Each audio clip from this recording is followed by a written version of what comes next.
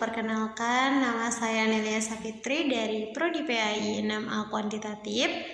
Di sini saya akan membuat video sebagai tugas mata kuliah Sosiologi Pendidikan yang dimana diampu oleh Bapak Sri Muldrianto. Di sini saya akan menceritakan sebuah kasus di Lombok Utara yang beberapa bulan terakhir ini sempat viral ya. Jadi tentang korupsi tentang dugaan korupsi. Jadi yang menyeret nama-nama di lingkaran DPRD periode 2019 sampai 2024. Praktik ini bukan cuman cerita baru, tapi tetap menyisakan luka gitu bagi seluruh rakyat di Lombok Utara. Terus kasus ini saya menyebutkan kasus ini temanya itu ketika perjalanan dinas tak pernah ada gitu. Jadi bagaimana ya seorang pembesar itu memainkan sebuah kekuasaannya gitu.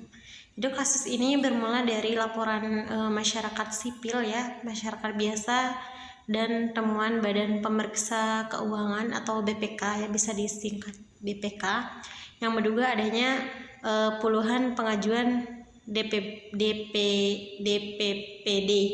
atau surat perintah perjalanan dinas yang ternyata tidak pernah dilakukan gitu, tidak benar-benar tidak pernah dilakukan.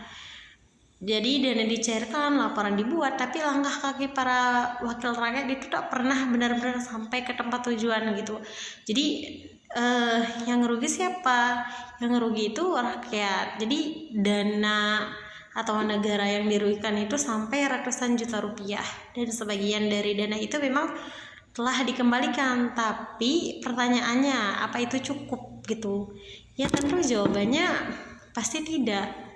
Terus pengembalian uang tidak pernah bisa menggantikan integritas yang hilang. Korupsi bukan hanya soal merampas uang negara gitu, tapi merusak kepercayaan rakyat. Lebih dari itu, kasus ini mencerminkan sesuatu yang lebih dalam, yaitu sebuah sistem yang secara budaya telah terbiasa menoleransi penyimpangan. Jika kita pakai kacamata sosiologi Prancis ya, Arab-Fire Bourdieu, kita akan melihat bahwa perilaku seperti ini bukan sekadar soal individu serakah. Ia lahir dari habitus atau kebiasaan berpikir dan bertindak yang terbentuk dalam lingkungan sosial politik kita.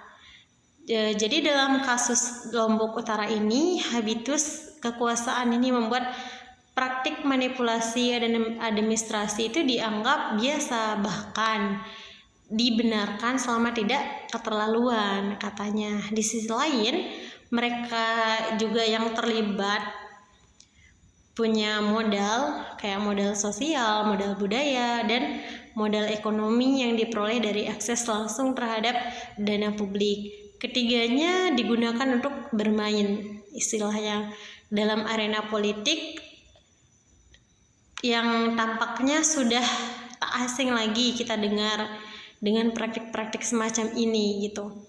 Yang lebih menyedihkannya juga adanya hadirnya doksa, keyakinan yang diterima begitu saja sebagai hal yang diwajarkan gitu. Banyak masyarakat yang beranggapan bahwa selama uang dikembalikan tak masalah gitu.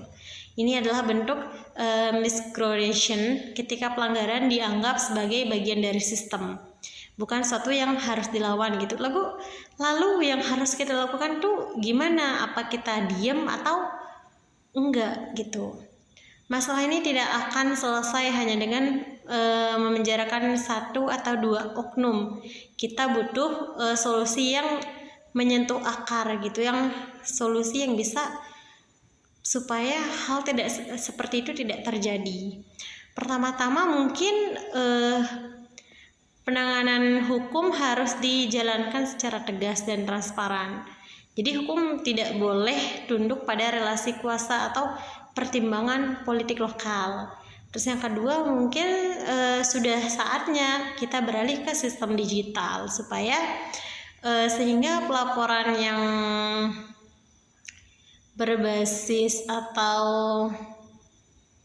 ya berbasis online ya, berbasis digital itu tidak dimanipulasi dan memastikan akuntabilitasnya itu terjaga. Tapi solusi itu tak pernah berhenti di sana. Di Lombok Utara nilai-nilai lokal itu masih terjaga gitu, masih kokoh. Adat serta agamanya itu masih kuat. Inilah pintu masuk yang paling efektif. Jadi pendidikan etika dan integritas harus dimulai sejak dini, baik di sekolah formal maupun lewat ceramah keagamaan dan kegiatan budaya. Kita juga bisa mendorong peristiwa warga desa-desa di Lombok punya kekuasaan sosial yang besar. Jika warga diberi uang, edukasi, dan keberanian, mereka bisa menjadi penjaga paling ampuh bagi anggaran publik. Maka forum warga, kelompok pemantau desa, atau seluruh pengaduan terbuka perlu dihidupkan gitu. Dan yang terakhir, kita butuh semacam komite integritas daerah, yaitu sebuah lembaga yang melibatkan tokoh masyarakat, akademisi, media, dan LSM lokal. Fungsinya bukan hanya mengawasi, tetapi juga membentuk ruang refleksi gitu, karena perbuatan tidak hanya lahir dari hukuman, tapi juga dari kesadaran. Karena Lombok Utara bukan sekadar wilayah peta atau wilayah yang terpencil, ia adalah cermin dari wajah biokrasi Indonesia. Dan saat cermin itu retak, yang harus kita perbaiki bukan hanya permukaannya saja, tetapi juga wajah kita sendiri gitu. Mungkin cuma itu yang dapat saya sampaikan, kurang dan lebihnya mohon maaf. Sekian dari saya. Wassalamualaikum warahmatullahi wabarakatuh.